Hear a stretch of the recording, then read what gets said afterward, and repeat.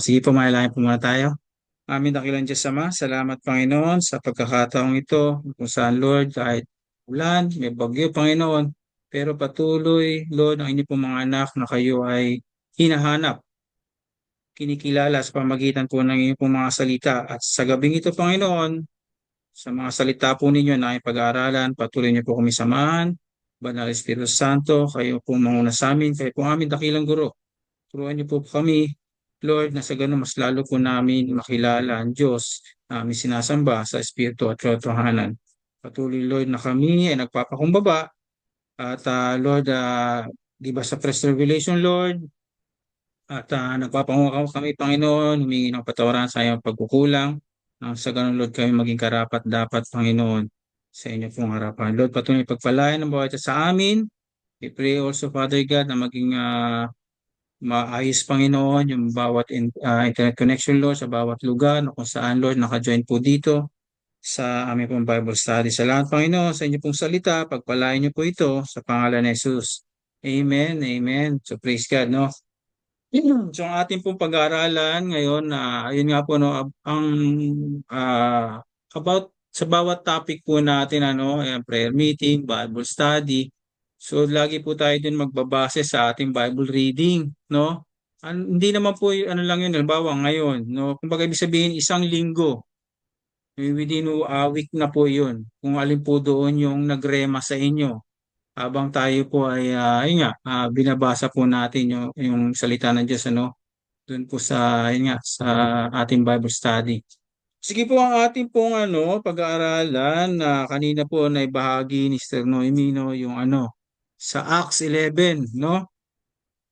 Yung kay Peter and Cornelius. Pero ngayon naman po ibabahagi ko po itong isa sa pinakapaborito kong book, Ecclesiastes. Yan, mga ngaral. So punta po tayo sa Ecclesiastes chapter 1 verse 1 hanggang 11. Basahin po natin, Sabi po diyan, ito ang mga katuraan ng mga ngaral, ang anak ni David na hari ng Israel. 2, napakawalang kabuluhan. Napakawalang kabuluhan. Lahat ay walang kabuluhan, sabi ng mga ngaral. 3, nagpapakapagod ka ng gusto sa pagtatrabaho sa mundong ito. Ngunit para saan ba ang mga pagpapagod na ito? Patuloy ang patuloy ang pagpapalit-palit ng mga lahi, ngunit hindi nagbabago ang daigdig. Ang araw ay patuloy sa pagsikat at patuloy sa paglubog. Pabalik-balik lang sa pinanggalingan. Ang hangin ay umiihip patungong timog, papuntang hilaga. Buong araw na paikot-ikot. Lahat ng tubig ay umuwi sa dagat, ngunit hindi ito napupuno. Ang tubig ay bumabalik sa batis na pinagmulan upang muling umagos patungong karagatan. 8. Ang lahat ng bagay ay nakababagot, hindi makayanang may paliwanag. Walang sawa ang paningin ng tao, walang tigil ang kanyang pakinig. Ang naganap noon ay nangyayari rin ngayon. Ang mga nagawa noon ay nagagawa rin ngayon. Walang bagong pangyayari sa mundong ito. 10. Ang sabi ng iba, halika kayo, ito'y bago. Ngunit naganap na yon nung di pa tayo tao. Hindi na maaalala ang mga nauna at ang nangyari ngayon ay malilimutan din sa hinaharap. So, amen. Hallelujah. Salamat sa salita ng Panginoon. So, ito po sa Ecclesiastes o mga ngaral. So, ito po ay pinamagatan ko, no, yung title ko dito, yung Life Without God is Meaningless. Kasi sa Tagalog po yan, ay sa English po niya, no, sa NIV, sabi po dyan, meaningless. Pero sa New King James Version, vanity.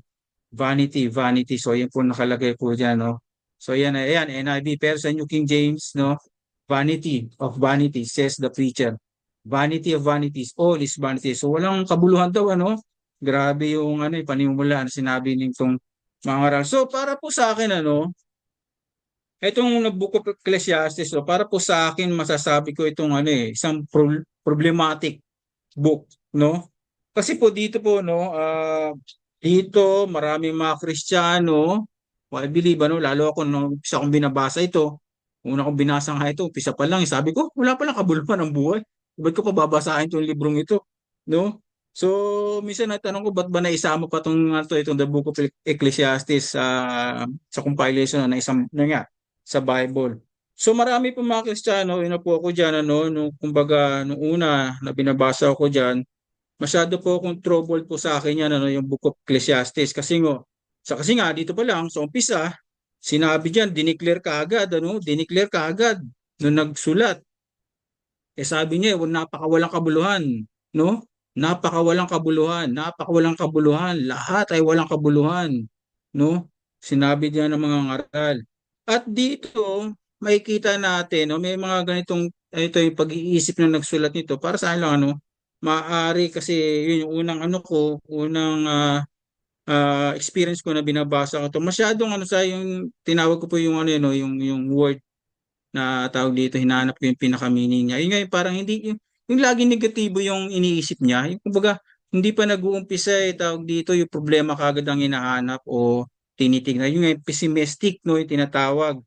At yung nga, lahat ay negatibo sa buhay, sa lahat ng aspeto ng buhay. So ito po yung una kong nakita diyan sa Ecclesiastes, kaya nga nasabi ko bakit na isama pa sa itong Ecclesiastes na to sa Bible Pero po pag i-examine po natin yung bawat background na message po niya dito po makikita natin, madidiscover natin ito pong Ecclesiastes kinokompronta tayo no, kinokompronta tayo na kung saan dahil nga dito, sabi sa umpisa pa lang, dinideclare na ang lahat ay napakawalang kabuluhan.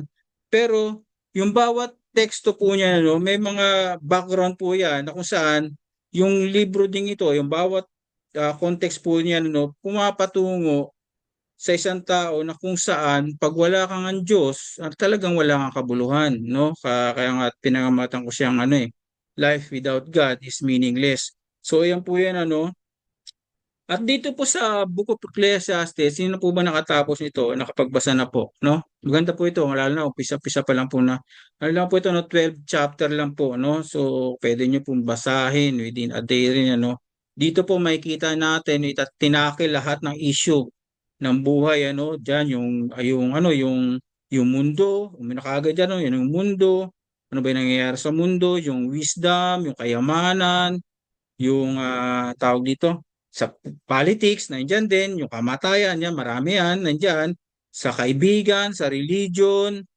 sa pagiging, yung time in aging, yung tumatanda na tayo, yung God's justice, yan, pati yung contentment. So, nandiyan, yan yung mga ilan lang yan, sa mga issue na kumbaga pinapatukuyan nitong Ecclesiastes kung babasahin po natin. Ngayon ito po Ecclesiastes kaya sabi ko sa mga gusto ko kasi masabi ito po yung na-discover ko po na ito po kumbaga sa Old Testament ito po yung mga tinatawag na na tawag dito Old Testament wisdom. Old Testament wisdom. So tatlo po 'yan yung Proverbs. So katatapos lang natin ng Proverbs sa Bible reading kasi ito na Ecclesiastes yung Job at ito nga Ecclesiastes ito yung masasabi na kumbaga Old Testament wisdom Sa Proverbs po dito dinidil yung mga dinidil dito yung mga practical wisdom yung mga practical wisdom Ganon din dito po sa Ecclesiastes at sa Job kumbaga parang yung nature ng ng konteksto nito yung style parang philosophical po siya sa Job po kung nabasa po natin yung Job natapos natin the book of Job doon po ang dinidil po doon tinatakel po doon yung problema yung tanong ni sino ba yan ni Job mismo yun nga ni Job yung problema bakit ba yung matuwid ay tawag dito nagsasuffer tapos dito naman po sa Ecclesiastes ini-examine po dito yung question na ano ba yung kahulugan ng buhay? Ano ba yung meaning ng buhay? So ini-examine po yung question na yan Kaya nga po dito sa kaya po sabi po diyan sa verse 1 po muna tayo. Sabi diyan ito ang mga katuruan ng mga ngaral ang anak ni David na hari ng Israel. So yan mga ngaral sa English nga po Ecclesiastes So sa English Ecclesiastes pero po yan dinerive po yan sa Greek Septuaginta kung saan kinuha po sa Hebrew na ang tawag ay Kohelet, ano, Ecclesiastes sa English, sa Hebrew Kohelet, no. Yung Kohelet po o Ecclesiastes, ano, kumaga parang katulad niyan, ito nagsulat nga ito si Solomon na kung saan isang tao na kung saan nangungusap sa kalagitnaan, no, ng isang assembly. So ang tawag nga diyan ay preacher or teacher. Kaya nga sabi nga po dito, the word of the preacher. So yun po yun, no, Ecclesiastes. So Kohelet sa sa Hebrew, no? At alam naman na po natin kung sino nagsulat kasi nandiyan na, no? The word of the preacher, the son of David. So sino lang po ba yun? Siyempre si Solomon lang po, no? Ang isang anak, kaysa isang anak ni David na kung saan naging hari, no? Naging hari ng Jerusalem at mabasa po natin yun dito po sa 12, sa verse 12. Puntahan po natin sa verse 12. Nandiyan po yun, ano? Chapter 1, verse 12. Chapter 1, verse 12. Sabi diyan, the preacher was king over Israel in Jerusalem. So, ayan lang po yan. Si ano po yan, ano? So, alam na po natin na si King Solomon po yan. Baka mamaya kasi tawag dito, sabi mo, baka may mga nagsasabi na hindi lang si Solomon na nagsulat yan, pero hindi po, no? Diyan po makikita natin sa umpisa pa lang, pinapakilala na kung sino po yung nagsulat. Yan nga po si Solomon, ano? Na kung saan anak po ni David, sinabi sa verse 1, at ganoon din po dito sa verse 12, king over Israel in Jerusalem. So siya yung unang anak ni siya lang yung anak ni David na kung saan naging hari ng United Kingdom, no. Yan nga po yung bansang Israel. So yan po. Sige po, punta na po tayo sa verse 2 yan. Sabi, vanity of vanity says the preacher. Sige po, napakawalang kabuluhan, no? Grabe, no? So dito pa lang, ano, open declaration po ito. So ito po yung tema. Yan po yung pinaka-theme ng buong tawag dito, ng Ecclesiastes, ano? Yan, na vanity. All is vanity, sabi po diyan, ano? At mula po dyan sa chapter 1 hanggang chapter 12, mababasa niyo po dyan, nandun po yan, ano, yung word na yan, yung walang kabuluhan, ano. So, yung ano po, yung meaningless o yung vanity po, no, sa Hebrew, literal po ibig sabihin niyan, breath, hininga. So hininga daw po ibig sabihin niya, ano, yun nga yung yung vanity o yan sa Tagalog, yung walang kabuluhan. Gabi, no, yung hininga daw, no. So sa Ecclesiastes, yung Hevel, no, pinapatukuhan niya na yun nga na isang parang yun nga ang buhay daw parang hininga lang, which is totoo po, no, na kung saan panandalian lang po, no, na nandito o parang isang usok, may kita mo ngayon, maya-maya wala na. So, ibig sabihin, diyan, pinapakilala ni Solomon, sinasabi ni Solomon, no, itong nagsulat, yung ano daw, yung buhay daw, walang kabuluhan. Kumbaga, ito nga yung breath, ano, yung buhay. At dito po, mas lalo po natin makikita, ito nga, sa verse, chapter 2, basahin po natin, ano, at nakakagulat po yung sinabi dito ni Solomon, ano, chapter 2, verse 1 hanggang 11. Basahin po natin. Sinabi ko sa aking sarili, halika, subukan mo kung ano ang kahulugan ng kaligayahan. Magpakasaya ka. Subalit ito man ay walang kabuluhan. Kita niyo po, verse 2.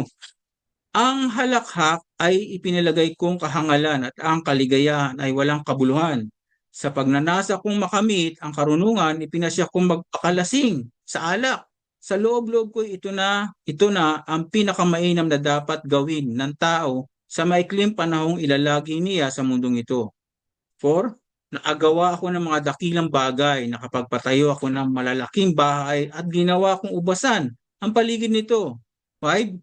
Gumawa ako para sa aking sarili ng mga hardin at liwasan. Tinamnan ko ito ng lahat ng uri ng punong kahoy na mapapakinabangan ang bunga. 6. Humukay ako ng mga balon na pagkukunan ng pandilig sa mga pananim na ito. Bumili ako ng mga aliping babae at lalaki. Ang mga alipin ko'y nagkaanak na sa aking tahanan. Ang kawan ko'y ubod ng dami. Walang kasing dami kung iyahan tulad sa kawan ng mga haring nauna sa akin.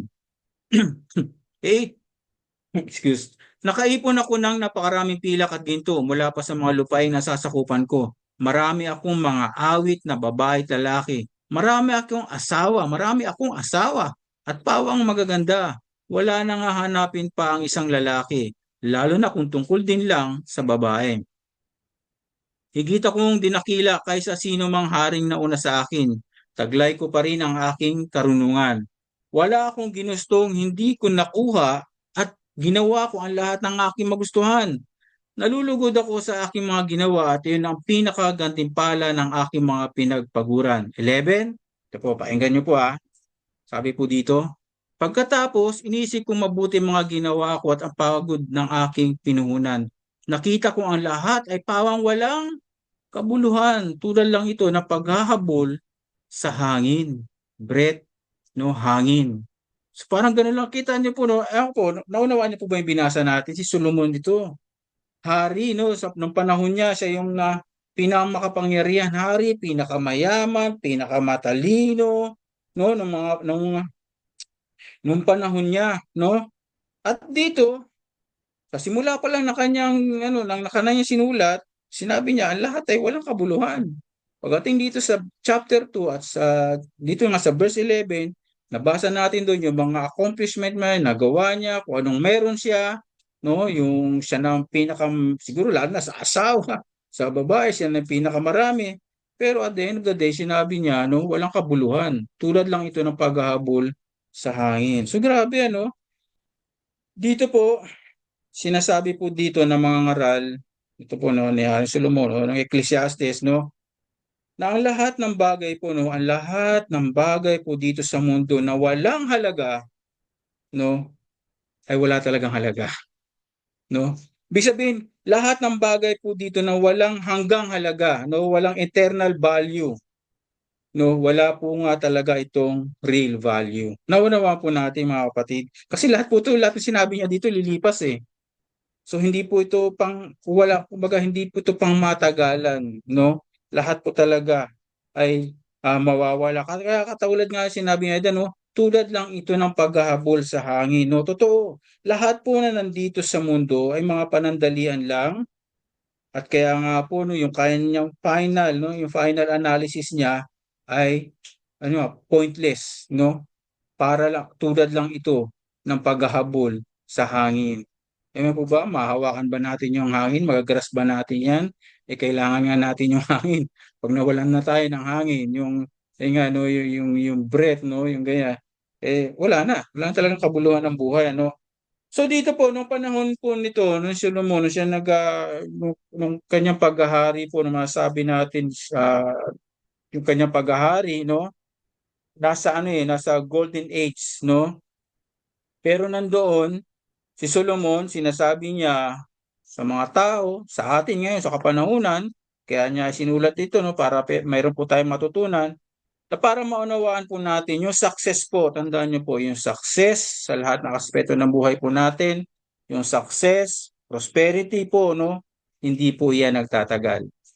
Nakita po natin sa buhay po ni Solomon. Kaya po ba? Kaya ang sabi niya dito, tulad lang ito ng paghahabol sa hangin. So ayan po yan, no. Totoo po, ayun nga po yung success, yung prosperity, lahat po yan, no, hindi yan po magtatagal. Basahin po natin sa Psalms 103 verse 14. Ito po ang sinasabi sa awit. Psalms 103 verse 14, 103 verse 14 hanggang 16. Sabi diyan, alam niyo na alabok itong ating pinagmulan at sa alabok din naman ang ating kahantungan. 15, ang buhay ng mga tao ay parang damo ang katulad sa parang at lumalago na katulad ay bulaklak.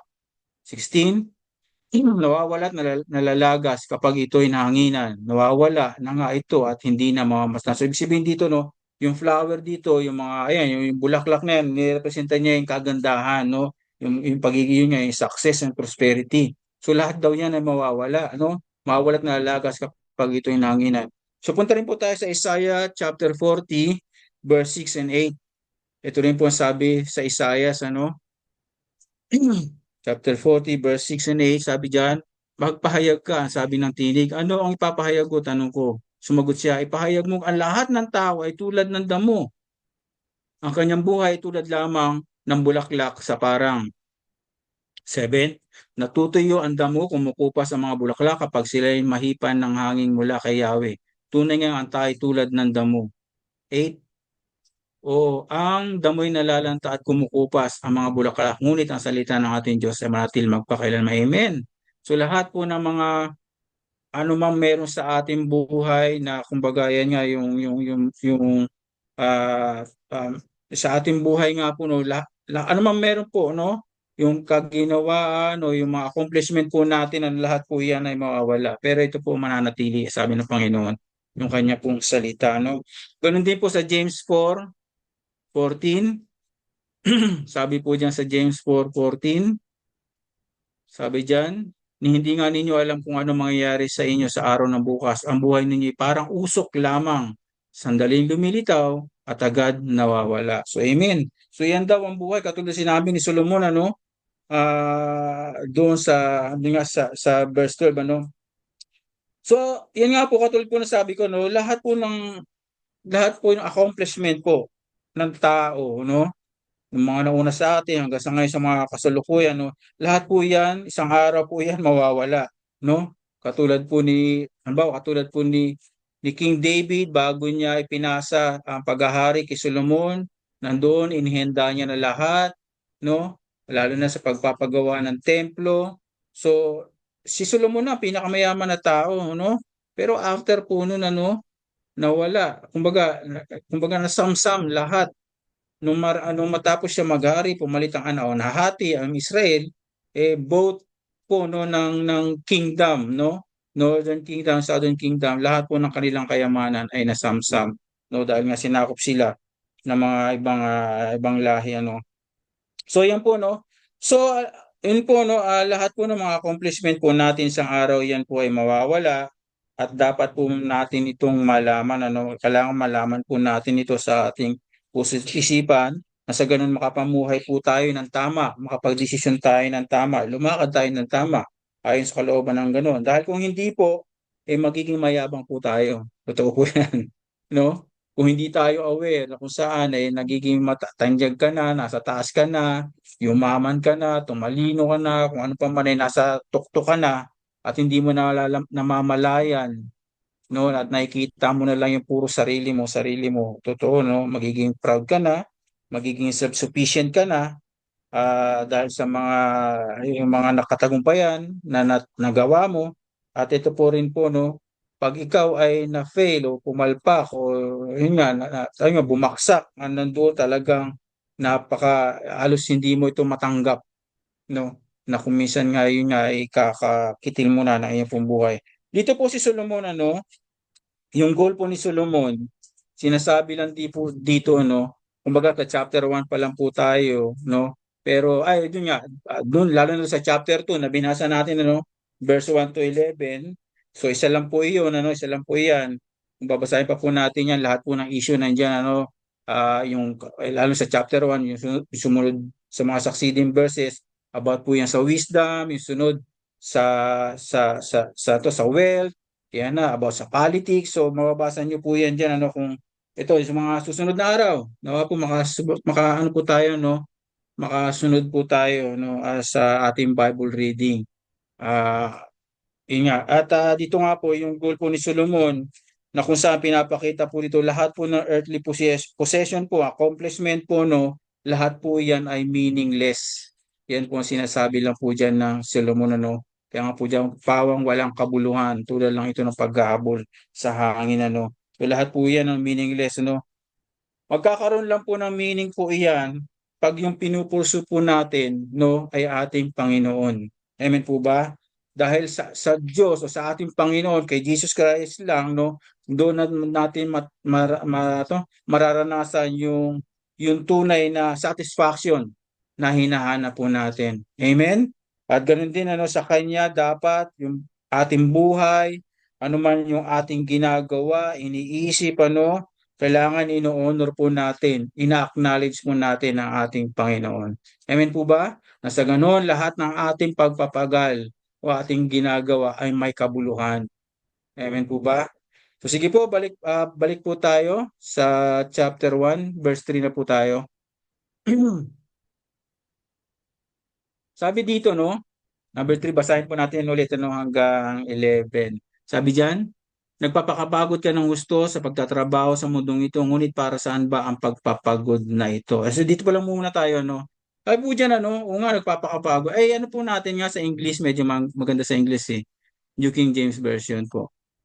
Sabi diyan, what profit has a man from all his labor in which he toils under the sun? Yan.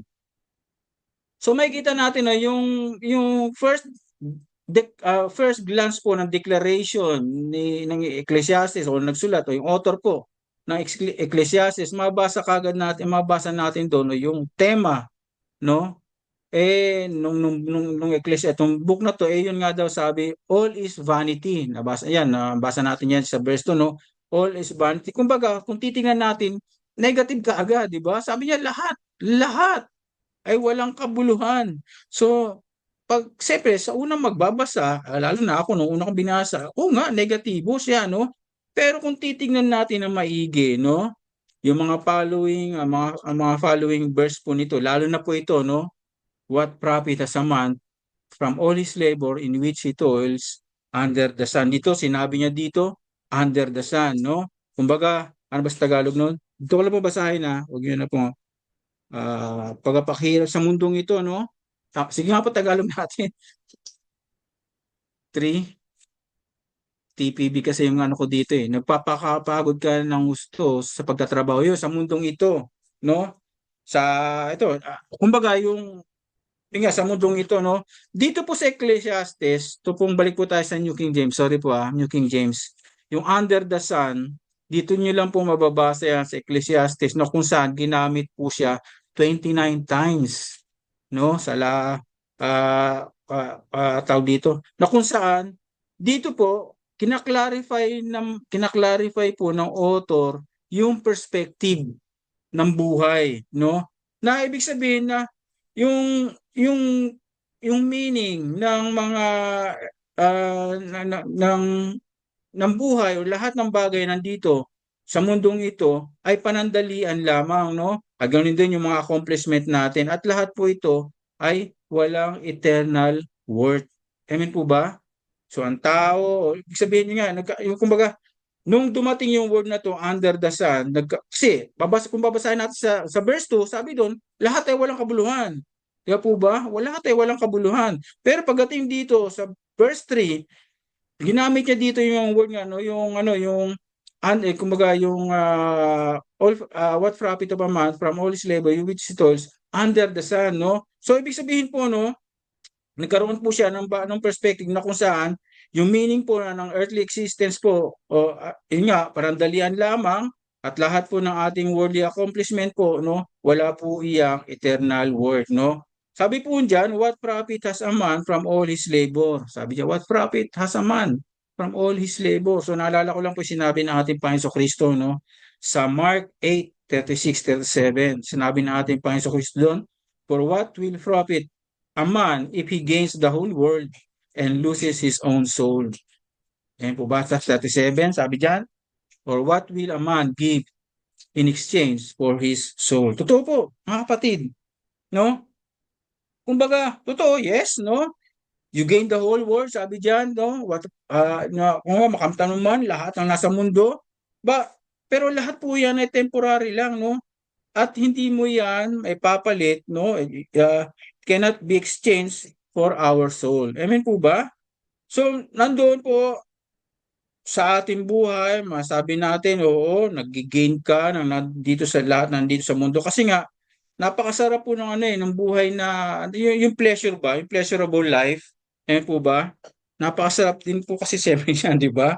Yung maayos, matiwasay. Pero at the end, no, makikita natin lahat ay walang kabuluhan, sabi nga ni Solomon, no? Makikita natin at the end of the day para siyang hollow, empty. Kasi nga, bakit nga ba? Kasi nga, hiwalay tayo sa Diyos. Amen po ba? Nawa makita niyo mga kapatid, lahat ito pinag-aaralan natin. Dito pala sinasabi ko, yung nga pala sa title, lahat po ay walang kabuluhan, mga kapatid. Dito sinasabi ni Solomon, pag tayo ay hiwalay sa Diyos. Dito po, pinapatunguhan ni Solomon, pinapakita niya sa atin, pag ito'y binasa natin, lahat no nandito sa mundo, wala itong kabuluhan, lalo ng ating buhay, pag tayo po ay hiwalay sa Panginoon. Kaya nga sabi diyan sa Mark 8:36-37, di ba po ba? So yun dyan, for what will profit a man if he gains the whole world and loses his own soul? Or what will a man give in exchange for his soul, ano? So dito po, kaya nga sabi rin po natin Panginoong Kristo sa Matthew 6:33, ito po alam mo po natin, Matthew 6:33, but seek first the kingdom of God and his righteousness, and all these things shall be added unto you. So ibig po sabihin, no, we must put God first, no, in our life. Amen po ba? Sa dapat yun na nasa pinakamataas. Lahat naman po priority na eh. Pero sa dapat yung pinaka-priority at below that, lahat naman yan ay priority. So dapat lang po ang ating Panginoon Kristo, siya yung pinaka una sa ating buhay. Na sa ganon, yung ating pag-iisip, no, yung ating pag-iisip maging pag-iisip ng ating Panginoon. Eh po ba sabi sa Corinthians, di ba po ba? Yung kanyang karakter ay maging pattern natin, yung karakter natin pa sa Kristo maging pattern po natin, at ganoon din po natin, sa ganoon tayo ay makapag-serve at sumunod po sa Kanya sa lahat po ng aspeto ng ating buhay. Amen po? So dito po, no, sige, balik na po tayo sa verse 3. So sa verse 3, Ecclesiastes chapter 1, verse 3-11. Sige, basahin ko lang. Sa Tagalog na lang po. Tagalog. Sorry. Thank you. Hanggang 11, basahin lang po ulit natin. Sabi diyan, nagpapakapagod ka ng gusto sa pagtatrabaho sa mundong ito, ngunit para saan ba ang pagpapagod na ito? For patuloy ang pagpapalit-palit ng mga lahi, ngunit hindi nagbabago ang daigdig. Ang araw ay patuloy sa pagsikat at patuloy sa paglubog, pabalik-balik lang sa pinanggalingan. Ang hangin ay umiihip patungong timog, papuntang hilaga, buong araw, napaikot-ikot. Lahat ng tubig ay umuwi. 7. Lahat ng tubig ay umuwi sa dagat, ngunit hindi napupuno. Diba? Kung isipin natin, di ba? Tama naman. Ang tubig ay nagbabalik sa batis na pinagmulan upang muling umagos patungong karagatan. 8. Ang lahat ng bagay ay nakakabagot, hindi makayanang ipaliwanag. Walang sawa ang paningin ng tao, walang tigil ang kanyang pakinig. 9. Ang naganap noon ay nangyari rin ngayon. Ang mga nagawa noon ay nagagawa rin ngayon. Walang bagong pangyayari. Tandaan niyo po ito mga kapatid, yung word na ito. Walang bagong pangyayari sa mundong ito. Sabi niya nagsulat ha. Ulitin po natin sa 9. May gusto lang po akong paita sa inyo mamaya. Sabi dito, ang naganap noon ay nangyayari rin ngayon. Ang nagawa noon ay nagagawa rin ngayon. Walang bagong pangyayari sa mundong ito. 10. Ang sabi ng iba, halika kayo, ito'y bago. Ngunit naganap na iyon noong di pa tayo tao. Hindi na maalala ang mga nauna at ang nangyari ngayon ay nalilimutan din sa hinaharap. So dito lang po mga kapatid, mula doon sa verse 3 hanggang dyan po sa 11, kumbaga yung nature po ito, no, yung nature na kung saan yung constant motion po, no? All of nature is in constant motion po, no? Pero at the end of the day, parang saan din pa sila pupunta? Doon din naman eh, di ba po ba? Paikot-ikot, uulan, babaksak sa bati, sa ilog, pupunta sa dagat, evaporation, taasan naman, paikot-ikot. Di ba po ba yung hangin, saan pa sabi noon? Sa south, puntang north, ikot na naman sa south, north. So parang ganun lang po, no? Nagbabago-bago yung tao, di ba po ba? Pero yung mundo ganun pa rin. Di ba po ba? So ganun lang kumbaga, ito po kasi yung parable, no, ng buhay ng isang tao. Ewan po ba? May kasabihan tayo, di ba? Narinig natin ang buhay daw na tayo parang gulong, paikot-ikot, ano? So parang ganun din po yan, no? Ito po yung parable ng buhay ng isang tao, no? Na kung saan masyado tayong mahabang nakalilito o alam mo yun, yung paulit-ulit na ginagawa natin, no? Hindi siya nagiging permanente. Amen po ba? Yung ginagawa mo ngayon, matatapos din yan, at isang araw, mawawala din yan. Gagawin na naman yan panibagong tao. Di ba po ba? Matapos yung ginawa ng isang tao yun, mawawala siya, gagawin na naman yun. So, ganun po yun, ano? So, sabi po dyan, walang bago. Amen po ba? Pero ito po, no, Pagdating po sa 9 and 10, sabi daw po diyan, wala daw bago. Pero pa ito po sa 10 sabi po diyan sa 9, sige po, sa 9.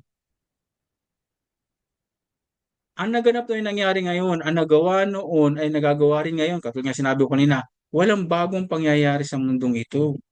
Tas 10, sabi po sa 10,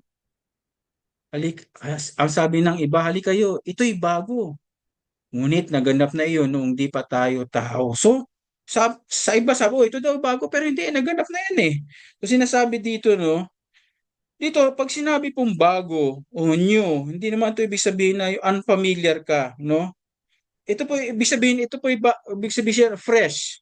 Something ganun siya, na kung saan, isang bago siya, napuputol po siya sa cycle po ng buhay ng tao. Parang something ganun. Naunawa niyo po ba ako? Yung cycle daw po, yung parable ng buhay ng tao ay paikot-ikot.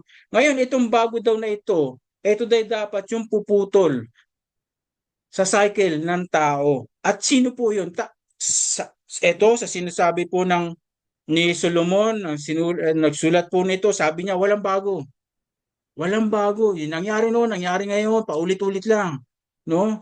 Ang naganap noon, naganap din ngayon, bago pa man tayo sila, walang bago. No? Pero yung sinasabi sa ngayon po, no, ito po yung, kumbaga, yung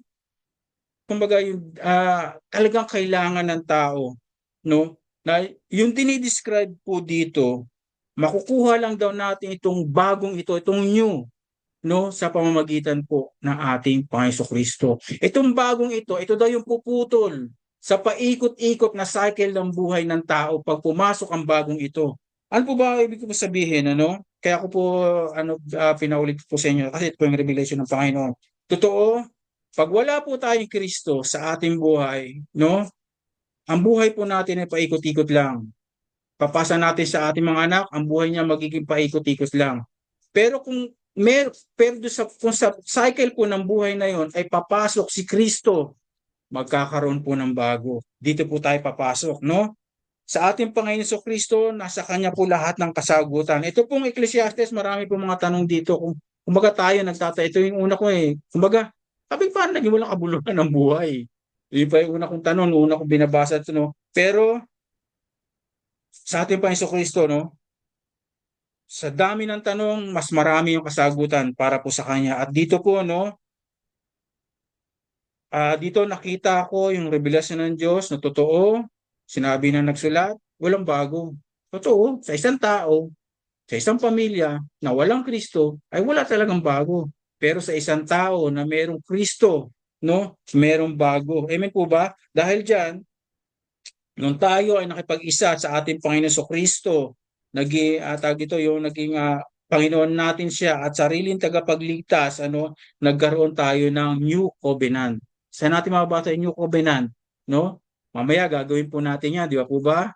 Nasabi doon, ito yung bagong covenant na pinagtibay ng aking dugo. Amen po ba? So ano pa po ba ang bago? Bagong kapanganakan, new birth. Sa John 3:3, di ba po ba sabi doon kay Nicodemos, punta nga na po natin, John 3:3. Sumagot si Jesus, pakadaan mo, malibang ipanganak na muli ang isang tao, hindi siya makakita ng paghahari. So kailangan panganak muli. Di ba? Ipanganak, new birth. So paano ka magkakaroon ng bagong kapanganakan? Sa ating Panginoon Kristo lang natin yun mararanasan. Amen po ba? Ganun din, new commandment. Diba? Ano yung new commandment ng ating Panginoon Kristo? Basahin po natin sa John 13, 34, 35. Ilan lang po ito mga sinulat ko. Sabi po dyan, John 13, 34, 35. Sabi dyan, isang bagong utos ang ibibigay ko sa inyo ngayon. Mag-ibigan kayo mga kapatid. Alam niyo po, gabi, alas may iyak ko. Sabi ko nga, Lord, bagong utos mo? Ang dami ng utos sa New Old Testament, no? 10 Commandments at kung ano pa yun, sa mga Israelita, binigay ng more than 600 na commandments. Pero ito lang, sabi ng Panginoon, ito ang bagong utos na ibinibigay ko sa inyo ngayon. Mga kapatid, mag-ibigan daw tayo. Mag-ibigan kayo. Kung paano ko kayong inibig, gayon din naman, mag-ibigan kayo. Kung kayo'y mag-iibigan, makikilala ng lahat na kayo'y mga alagad ko. Amen. Amen po ba? Sang-ayon po ba kayo? At ganoon din po ano, siyempre, a new commandment and a new life. Yan. Puntahan po natin 2 Corinthians 5:17. So alam po natin yan. Sabi po diyan, 2 Corinthians 5:17, kaya't kung nakipag-isa na kay Kristo ang isang tao, pakinggan niyo mga kapatid, isa na siyang bagong nilalang. Isa na siyang bagong nilalang. Sabi sa Ecclesiastes, walang bago. Ang nangyari noon, nangyayari pa rin ngayon, paikot-ikot. Pero pagdating po kay Jesus Christ sa pagkapanahonan po natin, meron ng bago sa pamamagitan po niya. Amen po ba?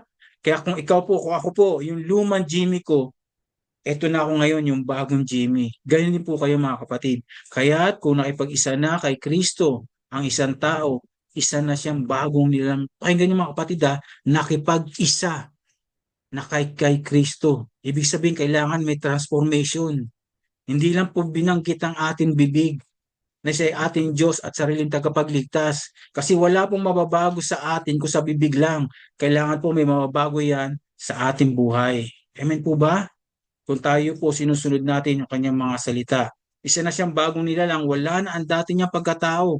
Sa halip, ito'y napalitan na ng bago. So may bago.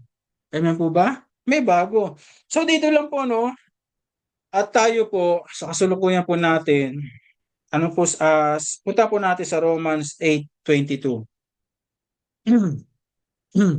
Romans 8:22, sabi diyan, alam natin hanggang ngayon dumaraing ang sanlilikha dahil sa matinding hirap na tulad ng isang nanganganak. So habang nandito pa daw po tayo sa mundong ito, totoo, no? Ngayon dumaranas tayo ng kung anong sakuna, ngayon, yung matindi na, yun nga, yung mga nangyayaring kalamidad, hindi lang sa ating bansa, kundi ito matinding pagulan, pagbaha sa ibang bansa, matinding tag-init, matinding kahirapan, matinding taggutom, matitinding problema sa ating gobyerno, korupsyon, palubog ng palubog. Alam niyo po na habang nandito po, sabi dito ng nagsulat na sa Romans, habang nandito po tayo sa mundong ito, nandun na matinding hirap o dumaraing po tayo no sa matinding hirap. Pero habang po tayo nandito, naghihintay po tayo no. Nandoon napakasarap na hintayin natin na yung isang araw yung glory ng ayun nga na kumbaga yung habang hinintayin natin yung glory and resurrection nga po no yung resulta and resurrection ng ating Panginoon na isang araw. Amen po ba? Na kung saan yung ating katawan ay babaguhin siya, no? New bodies, no? At ganoon din po, new bodies in a new heaven and new earth. Sige, puntahan po natin sa Revelations 21, verse 1. Dito na po tayo magtatapos. Revelation 21:1. Sabi diyan, pagkatapos nito nakita kong isang bagong langit at isang bagong daigdig. Makita niyo mga kapatid, pagkatapos nito, nakita ko isang bagong langit at isang bagong daigdig. Wala na ang dating langit at daigdig. Wala na rin ang dagat. So, amen. Yun po, no? So, habang nandito po tayo sa mundong ito, totoo, tumatangis tayo dahil napakahirap, pero nandun maging matyaga po tayo. Amen po ba? Sa pagbabalik ng ating Panginoon Kristo, dahil lang po natin sa ibabalik at hindi po mawawala ng kabuluhan yung ating paghihintay. At habang naghihintay po tayo, no, nawa ang ating buhay magkaroon siya ng kabuluhan na lahat ng ating ginagawa, lahat ng ating sinasabi, iniisip, no, lahat ng ating mga desisyon, nawa ito ay may kabuluhan. Lalo, may kabuluhan siya na sa ganun nga po, no, pag tayo po ay nawala sa mundong ito, hindi po masasayang yung ating ginawa. Dahil sa bawat pagpapagal po natin, ano, nandoon ang ating Panginoon, no, na kung saan nagbibigay sa atin, nagga-guide sa atin, nagbibigay sa atin ng karunungan para kato malakaran natin na maayos yung ating buhay. Totoo po lahat ay mawawala. Itong katawan na ito, mawawala po ito, mga kapatid, isang araw. Pero nawa, nandoon na hindi mawala ng kabuluhan yung ginawa natin habang tayo nabubuhay, na kumbaga hindi siya, dahil namatay ng tao, kumbaga nawalan ng kabuluhan yung ginawa ng isang tao. Na kahit sabihin natin na wala na yung isang tao na yan, pero yung ginawa niya, makabuluhan pa rin. Una sa Panginoon, at ganoon din po sa ating kapwa. So amen po ba? Sige po, manalangin po tayo. Tapos ihanda nyo na rin po yung ano nyo po, ano, yung tawag dito, yung communion. Sige po, aming dakilang Diyos sa masalangit, salamat po sa inyo pong salita na aming napag-aralan. Totoo nga, Panginoon, katulad ni Solomon na nabuhay, na, na, na taong nabuhay dito sa mundo, na kung saan ay makapangyarihan, mga panahon na yon, mayaman, nasa kanya na lahat, wala na siyang hinahanap, Panginoon. Pero nandoon, para sa kanya, sabi niya, lahat ay walang kabuluhan. Totoo, Father God, ang lahat ng buhay po, lahat sa amin, ang aming buhay, o kahit yung aming mga natapos o nagawa, Panginoon, lahat ito ay walang kabuluhan pag wala po kayo, ang inyo pong anak na aming Panginoon Jesucristo sa aming buhay. Lord, habang mahininga po kami, habang lumalakad po kami dito sa mundong ito, patuloy na gabayan niyo po kami at samahan sa magitan ng Banal Espiritu Santo na lahat ng aming gagawin, desisyon, Panginoon, ay magkaroon ng kabuluhan. Lalo na, Lord, sa mga susunod po namin henerasyon na kung saan ay matuturuan po namin na sa ganun hindi mapuputol, Father God, yung mga bagay na kung saan ay inumpisahan niyo po sa amin. Salamat, Panginoon, sa salitang ito na aming napag-aralan at alam ko, Father God, magbibigay pa po kayo ng mga bagong revelasyon, fresh revelation, new revelation, Panginoon, sa inyo po mga anak na naka-join po dito. Salamat po, purihin po kayo sa pangalan ni Jesus. Amen, amen, amen. Praise